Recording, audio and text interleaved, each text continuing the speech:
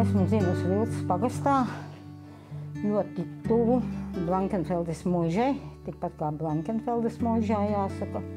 Atceros sevi no 5 gadiem, ka vēl es izaugusi starp dziesmām un ar dziesmām, jo mamma gāja darbā un mani sūtīja pie tantiņām, par cik bija pansionāts Saulītes, vai ne. Un televizoru tantukiem nebija, protams, un tikai daudz dziedošu bija. Tādi pumpuri ļoti jauki dziedāja. Grote, atceros Berta vai ne pēc vārdiem. Un Albertante tāda tur dzīvoja, kas mani pieskatīja. Viņa paiet nevarēja, bet viņa bija šuvēja. Un ka šuvēja, tad viņa bija likt tādā labākā istabā. Viņa bija kamīna istabā. Es biju maza meitene vēl iegu Blankenfeldes mūžā kamīnas istabā, cik nu varēja tur ielīst, vai ne. Visu laiku saistīts bija ar dziesmām, tur dziedāja. Ka mazāka bija jau sāka vākti, vēl arī, kā saka, skaitīja to pie eglītes, vai ne, un burzījus vārciņus, jo liels uztraukums bija. Un tā.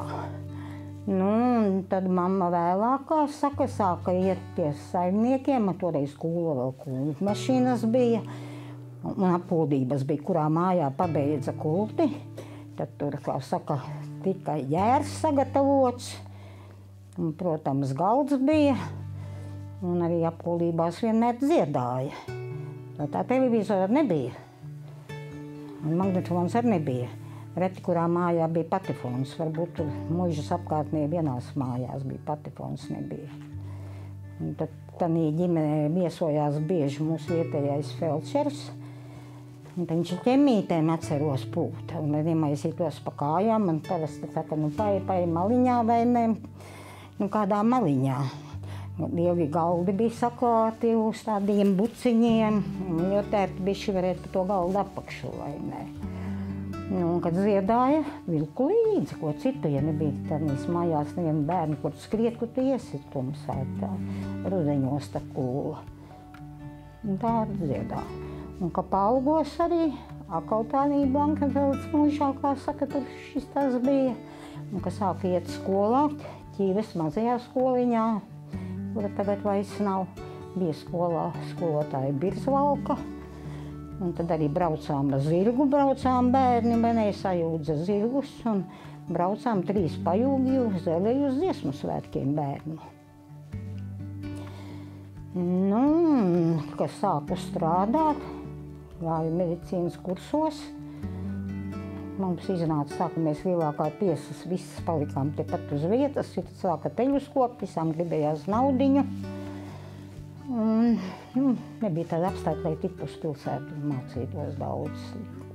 Ir, kas to izdarīja, bet lielākā daļa sākām meitenes strādāt. Un tad sāku Saulītē pa sanitāri strādāt. Un tur atkal bija tāda direktore Kalniņa, kur atkal teicām, kuru meklēs kādu vai kā nāk kādi svētki vai kas. Pašas mācījāmies, cik viņa mācīja. Un kā mācējām, tā dziedājām, bet dziedāšana vienmēr ļoti patikusi. Un vēlāk, kad bija 70. gadā koris, tad piebiedrojos pie kora. Un visu laiku esmu nākusi. Dziedāšana patīk, arī mūsu korim bija, kā saka, tagad jūtu, viņu koris, bet viņi nav tā saliedēti, kā mēs bijām. Jo mums tā kopā būšana lielāka bija. Mums piebrauca autobus, kur Ziedkalni vai ne, tālu projām ir. Eleja tāpat tālu, dziedātāji bija no Elejas brauca arī no Ziedkalnes. Un šoferis dzīvoja, tas ir kalīgi pie Lietuvas robežas, bandenieki. Un es ar no tā galā, un tā kā veda mājās, savāca jau tā, bet tā izvadāšana vēl trakāka bija. Pa kuru ceļu vedīs, vai pa priekšu elēniekus vedīs, vai pa priekšu vedīs ziedkalniešus.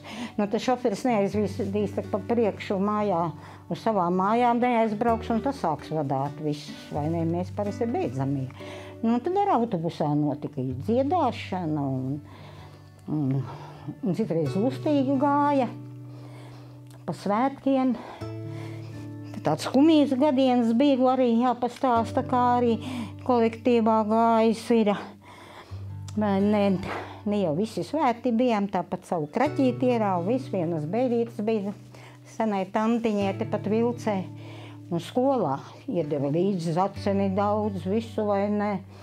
Mums cik ilgi skolotāji kāli saka, pietiek vai ne, brauciet mājās, bet vēl gribās paustēties vai ne, pēc tā visa. Nav jau bērnu namā. Braucam, kur brauks. Ja brauks pie manām mājām vai ne, maniem govis mājā, jāslauc govis ir. Kas tā pa uzspēšanās, ka 4 govis gaidā un sirājums un bērns un viesli gaida mājās vai ne. Nikā, brauksim mazliet tālāk ar Vilces upīti tur. Tur šoferim atkal sieva tāda niknāka, vai ne? Tā kā tur mēs arī nevaram braukt. Pie Valdeiku veikala tas zakuskis ir, bet, vajag arī kādu sapjumu, kā saka, limonādi vai kādu kokteilīšu, vai tur veikals ir. Veikalā paņēmām vēl kaut ko papildinājām, braucam tālāk, braucam mežu. Braucam gar Gravas māju, toreiz viņa vairs nenāca. Kā, tur arī nevar apmesties, vai ne? Aizbraucām līdz Augstkalnes robežai, ko nāk Silkapi, vai ne? Tur skaistāts placis ir. Un tad tur tā pasēdējām, kā saka. Katrs atcerējās, ko katram mīlsi, godīgi aizgājām, nodziedājām pa dziesmiņai, vai ne? Un tas laiks ļoti aizgāja. No rīta puses braucam mājā, tagad logi vaļā, dziedādami braucam mājā. Atbraucam mājās, vīri saka, ka tik ilgi bija. Kā dziedāja vai ne, kur jūs dziedājāt? Es saku, Vilces kapos dziedājām. Viss labi.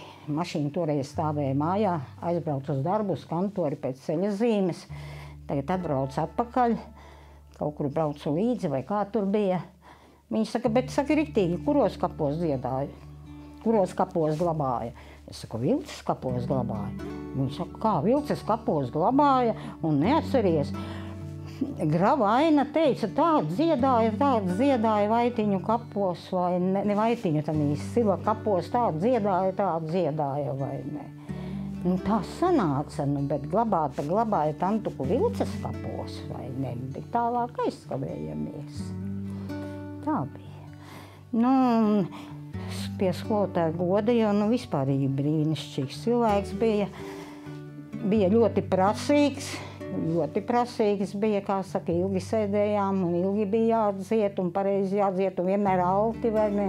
Alti nekad nav mācējuši dziedāt, tā ir bijis, vai ne, ka vienmēr jālabo un sēdēsim Vičigāna saulē vienreiz ar vienkāršu dziesmu, un jo viņš vairāk mums, kā saka, trobelēja un mums sliktāk bija. Bet arī bija jauki brīži, kad braucām no kopmēģinājumiem vai kur mājās ir. Tad mums bija, kora vecākā bija, tad mums bija droparks vai ne. Un tad mums bija saimniecības vadītājs Jukums. Un tad viņš atkal teica, ko, šodien vēl tā kā uz grēku. Kāds tas grēks? Kādā pļaviņā iebraucām pasēdēt, vai ne pilsētā kādu labumu nopirkuši un pasēdējām pļaviņā. Kāds kādreiz sāka niķoties, ka pa ilgu sēž vai kā. Toreiz arī bija jauna vai ne, bet piederēja pie tiem delveriem. Es saku, bet skolotāji, varbūt tās braucam tur un viena dāma, kā saka, tā, redzēja, ka neapmierināt. Ej, parādi viņai, uz kuru pusi viņi sāka iet jau, iet, mēs noķersim. Tā bija. Atkal, kad brauc uz kopmēģinām vai kā lauku cilvēki mēs pasaka, vai ne, tagad runājam, vai tur nāk gosts saucamā un tagad vai braukt vai nebraukt. Tad taisni tai dienā, tai govī jānāk slaucamai, tā kā jābrauc ir dziedātī. Ne ātrāk, ne vēlāk nevarēja tā gosts tev nāk slaucam, taisni tai vakarā. Un tad viņa kaut tā teicieni bija. Kāpēc tu neatnāc uz dziedāšanu? Uz jebkuru, kas nebija. Kāpēc viņš katram pajautāja? Sāpēja zobs. Viņš saka, un kad tu sēdēji mājā, tev mazāk tas zobs sāpēja. Vajadzēja nākt. Varēja sēdēt ar lakatu savu un klausīties, ko citi dzied, un tu iemācītos. Ļoti, ļoti prasīgs bija. Un tāpēc viņš mācēja cilvēku saturēt, ka viņš vienkārši, kā saka, viņus meklēja. Bija jāatskaitās, kur tu esi un kāpēc tu esi.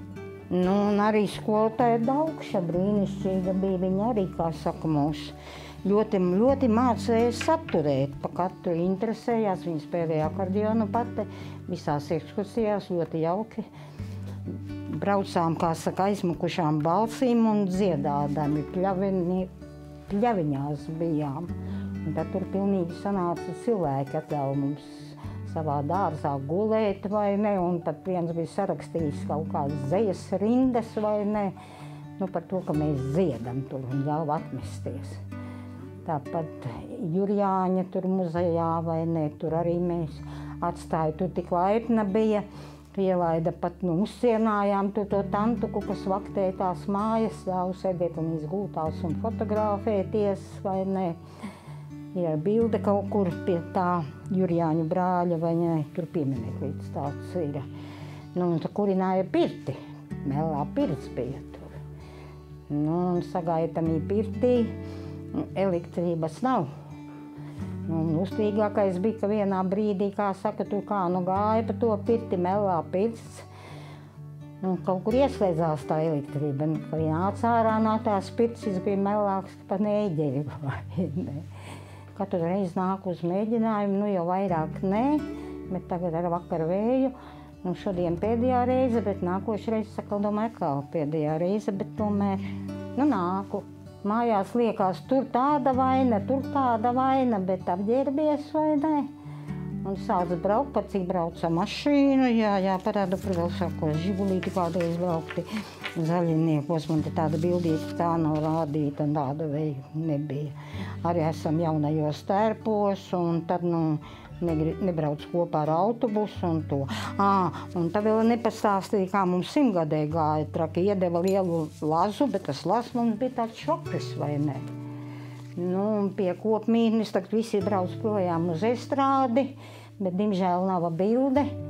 Un mūsu autobus nerūc. Un šofers kāds aizvietotājs gadījās, vai ne? Tas arī nezin, ko darīt.